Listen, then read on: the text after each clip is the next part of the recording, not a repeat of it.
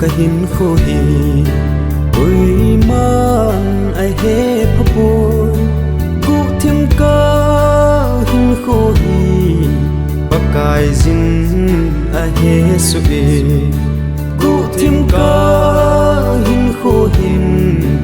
ai ki pa sa zo si lo mi mu din a hoi bang mi mu din a pha bang mi mu din a theng bangin ki lang zong len gu thim ka hin kho hi pakai zin a mu su e gu thim ka hin kho hi pakai do na tam rồi song si ka hi bo ve nei ngai dam min o pakai bi ho mu de yin pa cha nan dim zong len ka pakai vet ding yin athi sa ka hi bo ve gu thim ka hin kho hi pakai do nan ka mangi mi mu din a hoi bang mi mu din a pha bang mi mu din a theng bangin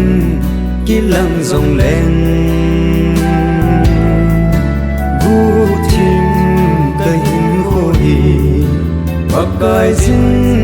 a mu su e gu thim ka hin kho hi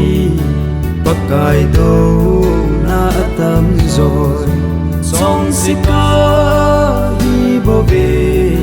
nei ngai dam min o pakai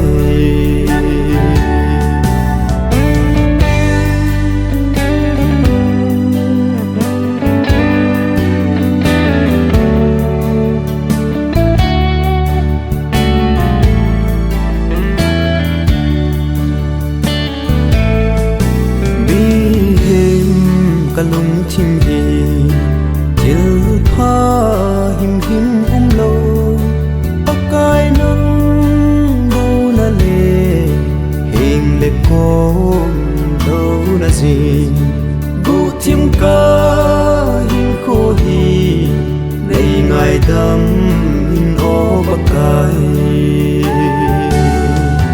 mi mu din a hoi bang mi mu din a pha bang mi mu din a theng bangin ki lang zong len gu thim ka hin kho hi pakai zin a mu su e gu thim ka hin kho hi pakai do na tam rồi song si ka hi bo ve nei ngai dam min o pakai mi mu din a hoi bang mi mu din a pha bang mi mu din a theng bangin ki lang zong len gu thim ka hin kho hi pakai zin a mu su e gu thim ka hin kho hi pakai do na tam rồi song si ka hi bo ve nei ngai dam